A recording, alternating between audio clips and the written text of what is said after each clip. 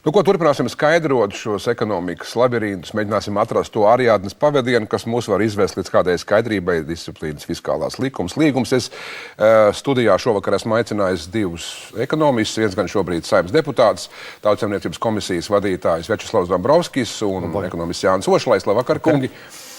Komentāru vienu, kamēr mēs kopīgi skatījāmies manu kolēģi sižetu, tajā verītvītā bija viens komentārs, kur bija teikts, ka fiskālās disciplīnas likums šim cilvēkam atgādinot kaut ko par raķešu zinātni, vienalga raķešu palaišanas iekārtām. Vai jūs varat populāri paskaidrot cilvēkiem, kas ir fiskālā disciplīna?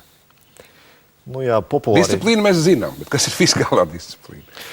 Populāri to, ka fiskālai politikai, kā tāda jābūt precikliskai un tā tālāk, un taupīgai, tas nav nekas jauns, un bijis vismaz viena no ekonomikas politikas vadlīnijām vismaz pēdējos 100 gadu laika. Bet šobrīd lielā mērā runājot par to, lai droši tā sasaistīt politiķiem rokas. Tās brīžus, kad viņi pieņem lēmumus par to, kādam jābūt nākamā gada budžetam, par nodokļu ieņēmumu prognozēm un tā tālāk. Tad, manuprāt, vienkāršajā valodā mēs tieši runājam par to, kā mēs radīsim kādus institūtus, sabiedriskus institūtus, kuras, ierobežos politiķu, varbūt dažreiz patvaldību šajās jautājumos. Fiskāls. Tas, ko mēs vēlamies ar fiskāla disciplīnas likumu panākt, ir... Kāds man var pateikt, kas ir fiskāls? Fiskāls ir valsts budžeta. Aha. Valsts budžetā ir vajadzīga disciplīna. Ir skaidrs, ka, ja valstī ir ekonomiskā krīze, valsts budžetam ir jābūt ar iztrūkumu, ar deficītu. Tas ir tādēļ, lai stimulētu ekonomisko aktivitāti. Mums ir. Un mums ir deficīts, un tas ir pareizi.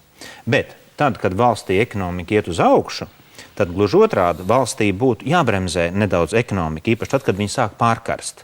Kad jau ir tā, kā Latvijā bija treknējos gados, gājušas masveida iekšā kredīti, ekonomika kļūst nekonkurētspējīga dēļ tā, ka viss tikai patērē un patērē, tad valstī ir gluži otrādi jātaupa nauda. Tas ir skaidrs, bet politiķiem bieži brīžos, kad arī ekonomika iet tāpat jau labi uz priekšu, ir tomēr kārdinājums. Visiem cilvēkiem tas ir ne tikai politiķiem. Protams, mēs visi esam cilvēki, vai ne? Un tādēļ politiķi tomēr turpina tērēt un tērēt, gluži kā Latvija turpināja tērēt treknējos gados, aizvien naudu arī aizņemoties uz parādu drusciņu, nevis bremzēja ekonomiku. Tas ir tādēļ, ka mums patīk tērēt vairāk. Tāpēc vajadzīgs fiskāla disciplīnas likums.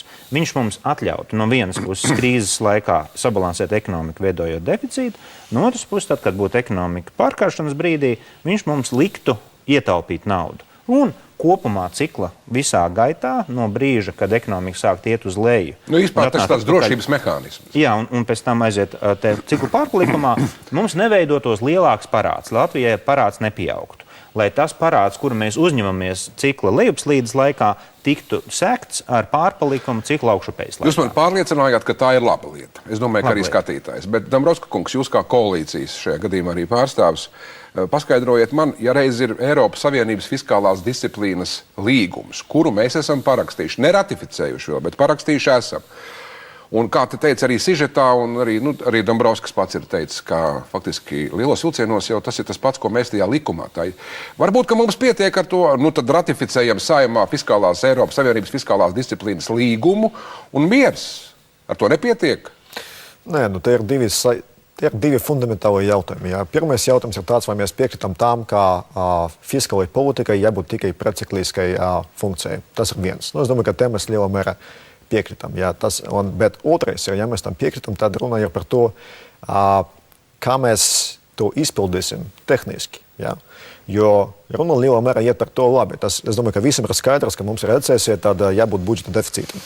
Kad ir ekonomiska izaugsme, kur ir lielāka nekā vidē, mums ir nepieciešams kāds budžeta pārpalikums. Bet jautājums ir, cik liels pārpalikums, cik liels deficīts. Ja? Un te ir vēl detaļas, kā mēs aprēķināsim to, pieņemsim budžeta deficītu kāda recesijas gada. Ja?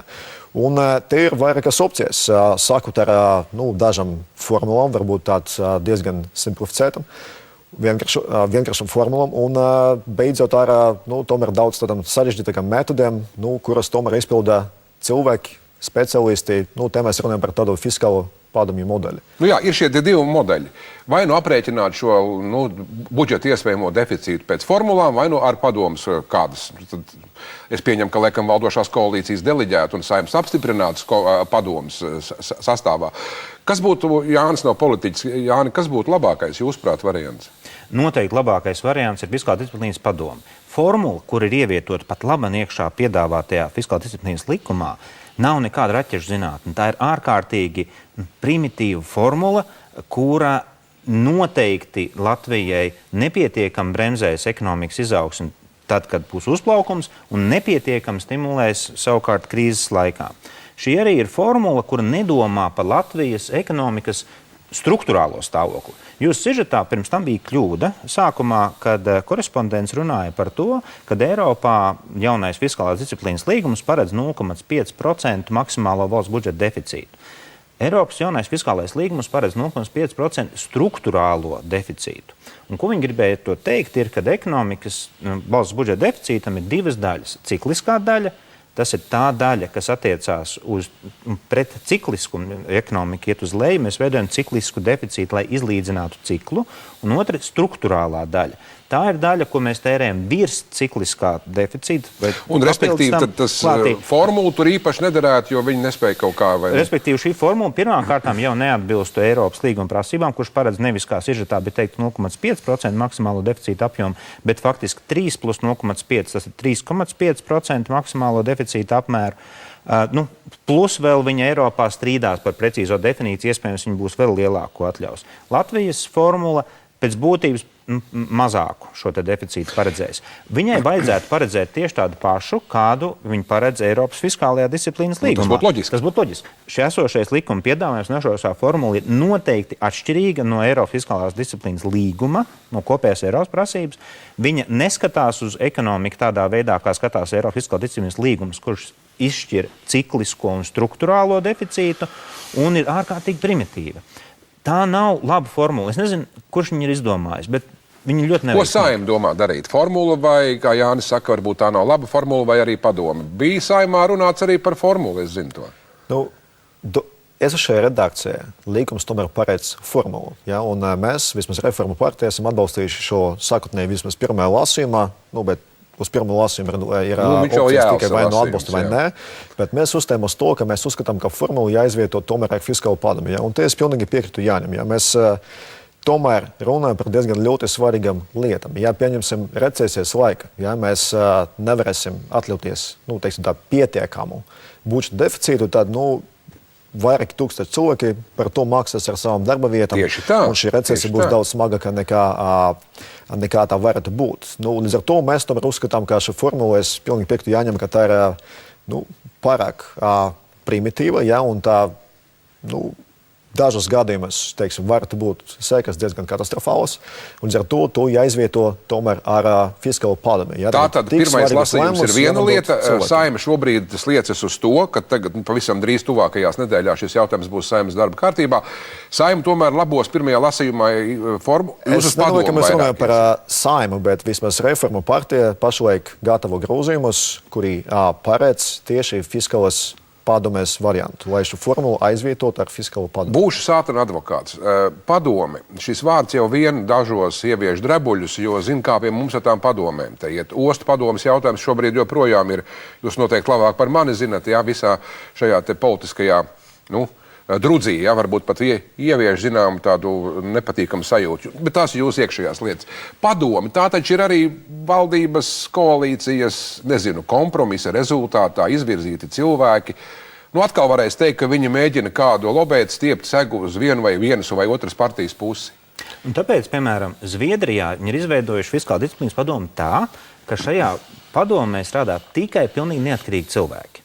Un šīs padomes uzdevums ir novērtēt prognozes, kuras ir iesniegusi Zviedrijas centrālā banka, ekonomikas ministrija un finanšu ministrija. Tātad šīs te valsts institūcijas, kuras vada politiķi, kuras ir politiķi nozīmētas un neslēpsim bieži ar savu varbūt politisku ievirzi. Mēs Latvijā redzam, Latvijas bankai vienmēr ekonomikas prognoze drusku zemāka, valdībai drusku lielāka, jo tāds viņiem ir izdevīgāk katram turēt. Bet arī tāpat ir Zviedrijā. Bet, lai novērstu šo te tā kā resorisko ieinteresētību noteiktā ekonomikas prognozē, lai objektīvi izvērtētu, Zviedri izvēlējušies izveidot fiskāla disciplīnas padomi, kur sastāv tikai no neatkarīgiem akadēmiskiem cilvēkiem, no universitāšu mācību spēkiem. Un šo universitāšu mācību spēku uzdevums ir reizi gadā publicēt ziņojumu par ekonomikas ministrijas un finanšu ministrijas un centrālās bankas izsniegtajām prognozēm, lai paredzētu, vai šīs prognozes ir labas vai sliktas, un ja uz šīm prognožu pamata tiks pieņems nākamā gada valsts budžets, vai šis budžets būs disciplinēts vai nedisciplinēts. Tad viens no variantiem, Zviedrijas variants, ko Jānis piedāvā, tas varētu būt arī apspriežams. Es domāju, ka tā ideja ir ļoti laba, bet politiski, manuprāt, tā nav ļoti veiksmīga, jo vismaz sākotnēji, kad mēs veidojam padomēs, mums jāapzinās, kā politiķi varētu būt diezgan bīstami cilvēki, kad padomē viņiem pateiks kaut ko tādu, kas viņam nepatiks. Ja? Nesens piemērs ir Ungārijas piemērs, kur fiskāla padome pateikusi kaut ko, kas valdībai nepatika, un valdība diezgan momentāli apgrieza finansējumu un noņemā padomei sekretariātu, līdz ar to praktiski padara to par bezspējīgu. Ja? Mūsuprāt, tomēr mūsu darba variants paredz padomi, kuri sastāvēs no 7 cilvēkiem, no kuriem 3 būs tā kā esošajā kārtībā, kad 3 cilvēkus nominēs attiecīgi ekonomikas ministrs, finanšu ministrs un centrālā banka. 3 cilvēki būs akademiski neatkarīgie akademiķi, tā izskaitā obligāti starptautiskie akademiķi, tieši tāpat kā saka Jānis, kā Zviedrija.